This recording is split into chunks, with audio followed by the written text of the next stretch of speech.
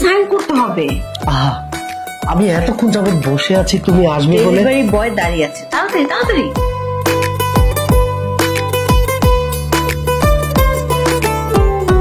নাও sign করে দিলাম। হয়েছে? এখন আসো। ডেলিভারি বয় থাক না, কিছুক্ষণ দাঁড়িয়ে থাক। আমি তো অনেকক্ষণ যাবত অপেক্ষা করছি শুধু তোমাকে কাছে পাওয়ার জন্য। তুমি বুঝছো না শোনা? ঠিক আছে, ডেলিভারি বয় তার মতো সে চলে যায়। হ্যাঁ, এখন আমরা রোমাঞ্চ করবো।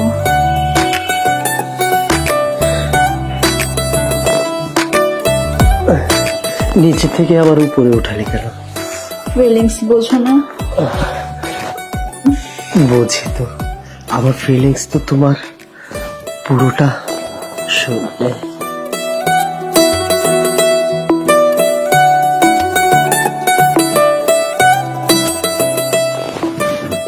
পাগল হয়েছে কেন? পাগল তো তুমি করছো, পাগল হবো না? কি ব্যাপার, ঘুরিয়ে নিচ্ছ কেন? আরে আমার এই রূপ যৌবন সব তো তোমারই জন্য। এত পাগল হলে চলবে, একটু ফের নিতে দাও। আর কতক্ষণ ফিল দেবে? আমি যে আর পারছি না।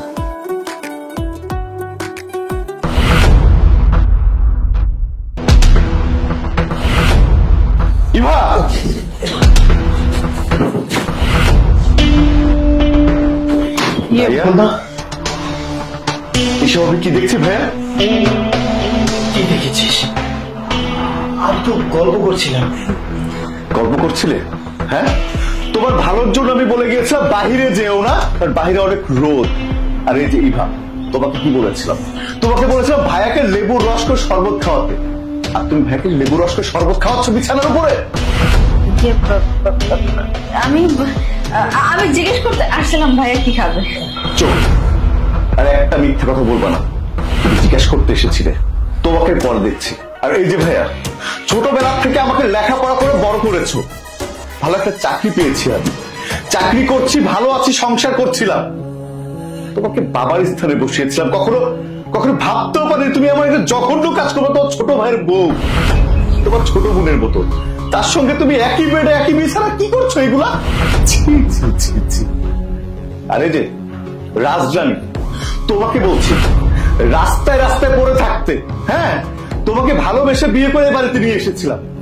ভেবেছিলাম এই বাড়িটা তুমি নিজে হাতে গুছিয়ে সুন্দর করে বাড়িটাকে রাজমহল বানিয়ে রাখবে, কিন্তু এই বাড়িটা তুমি একটা। চুপ করবো না, অনেক বলেছিস। এই বাড়িঘর সমস্ত সম্পত্তি আমার নামে, আর তোর